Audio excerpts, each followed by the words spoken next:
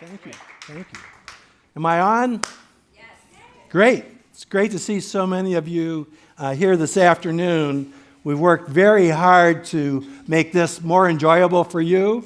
I can't imagine just 3 years ago we could spend over an hour reviewing the year in the review of the last year and talking about all the neat things we're going to do this coming year. And you know, I have a little ADD, and I just left a program at noon today where they did that very thing. I don't know how you guys could ever do that. I want to thank you for your nice behavior in past years, but we're not going to do that to you this year. We're going to keep our remarks to about 15 minutes, and we hope they enjoy it. We hope that they're pertinent. So let's get started. You should have received a written summary. Some of you haven't been in your offices. We produce this publication for you, so we just chopped 30 minutes off the program. We know you all can read, and you'll have a great way to look back at the past of 2016. Rather than spend 30 minutes going over our 5 strategic goals and unveiling the neatest tech tools that we could have you utilize this coming year, I'm instead going to tell a story. But before I do that, there are for some of you, some strange faces in the audience. And I think it'd be appropriate that I explain who those people are, and during our reception part, you could show them a warm Danberry welcome. We have with us some representatives from the Miller Diversified Company.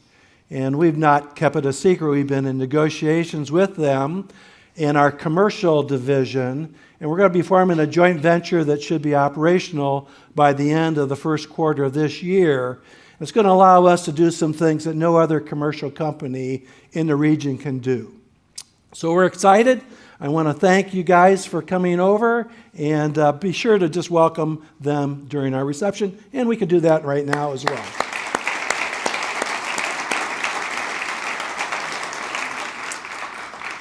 The short story that I referenced earlier is a story that explains why I'm here, and I suspect why many of you are here as well.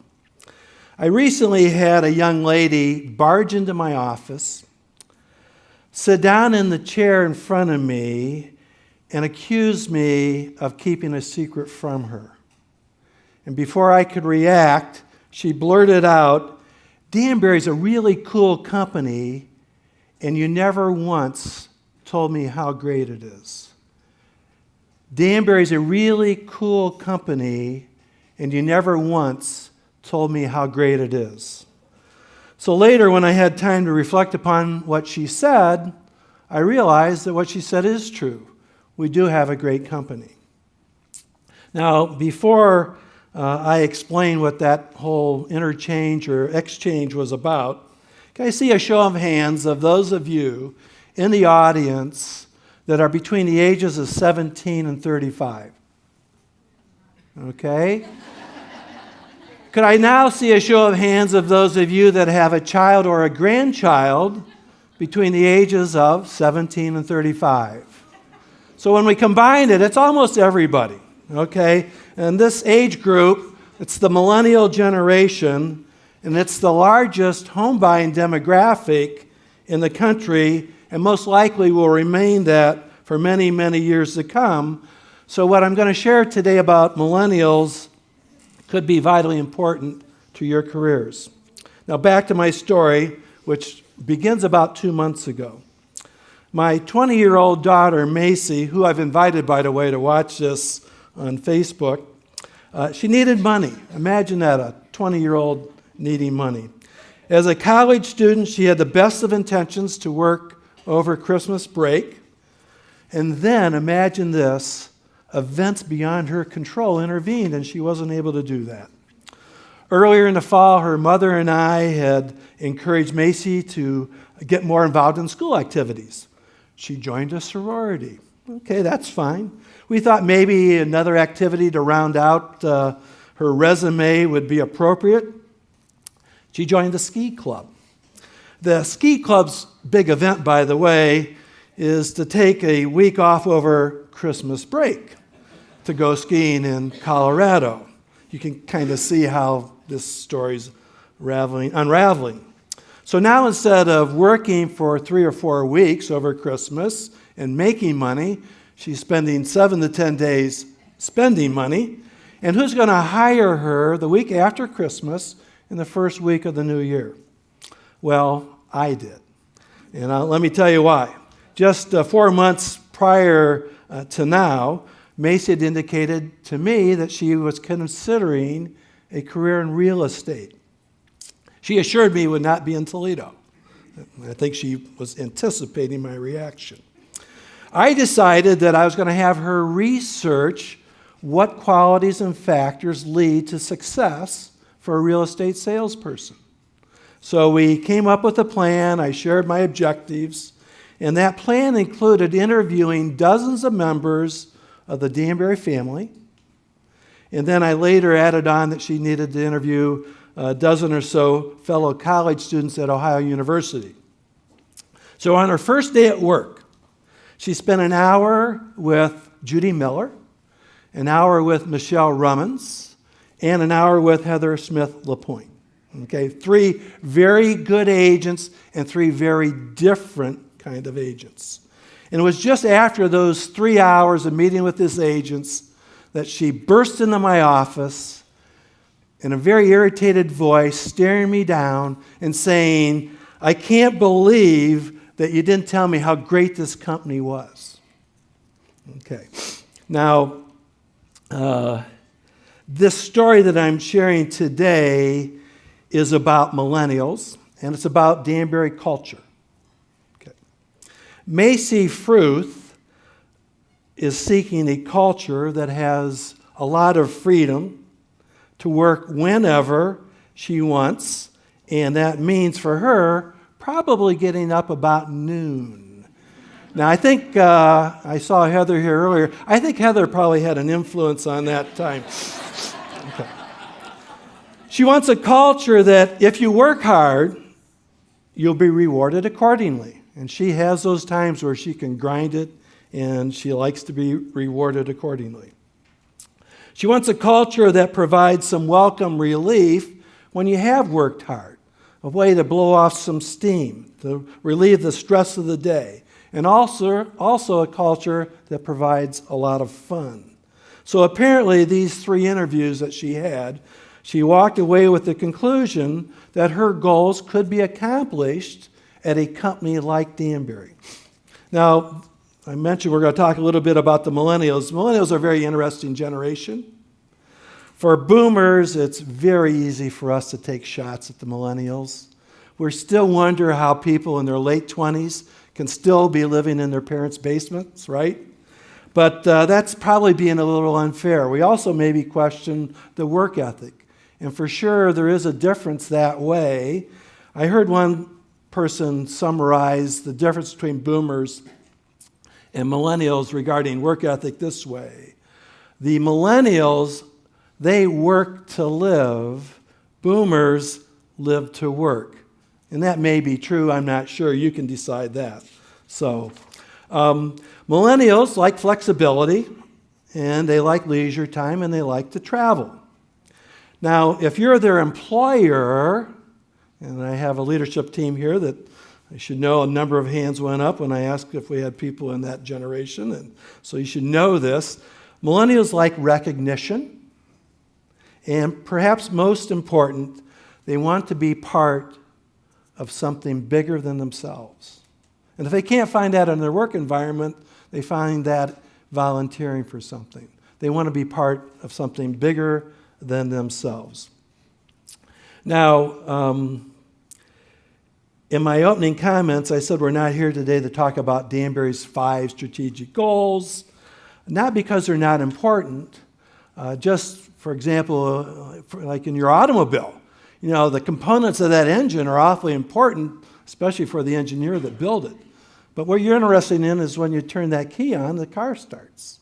So for that reason, we're not going to spend all that time that we have in past years sharing what our 5 strategic goals are.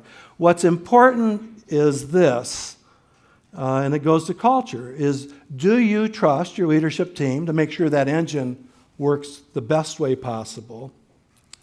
Are you confident that we're visionary and strategic, innovative and reliable? And probably most important, do you know and trust us that we care about you and that we care about your careers? And it's that I'm going to focus on for most of my remaining remarks. One of my favorite quotes that I oftentimes share with our new agents and new agent orientation comes from Zig Ziglar.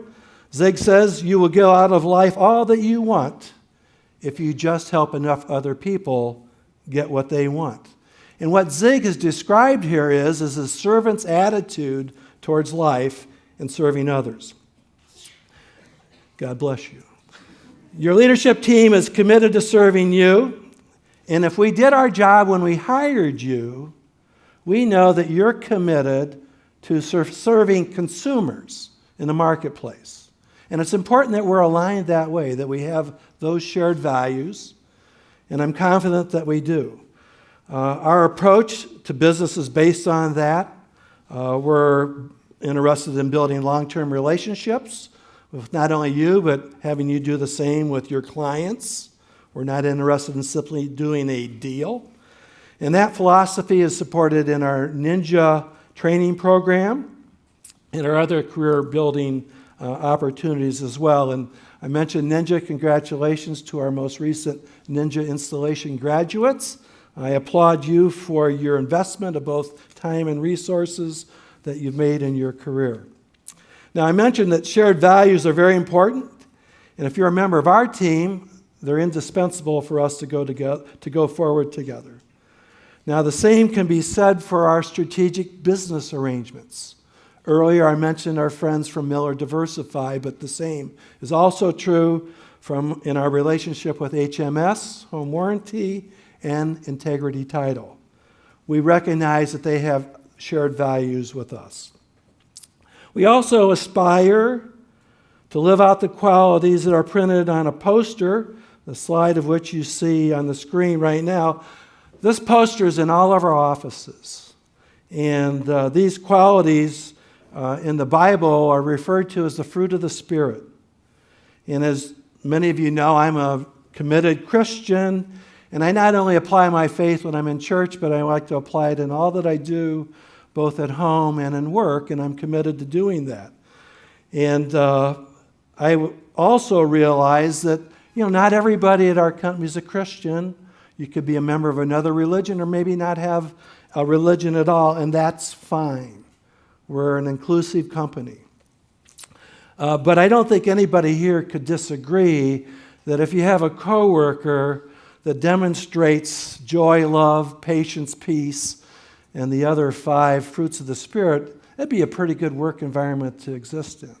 So I hope that regardless of where you are spiritually, we aspire to have those qualities in our working life, and I would think your spouses or significant others would probably appreciate them in your home life as well.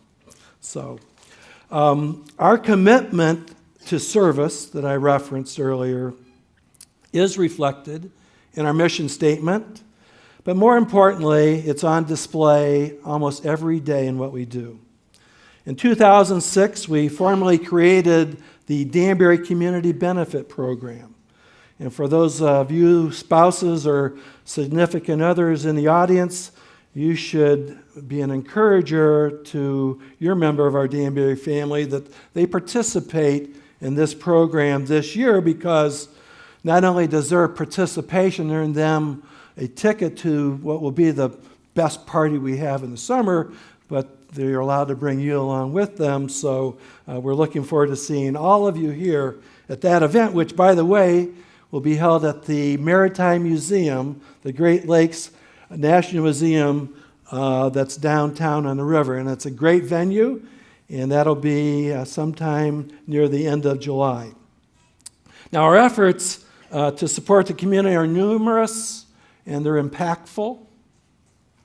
Last year, we raised, I'm still in awe of this, we raised over $120,000 for the Danberry Treasure Chest.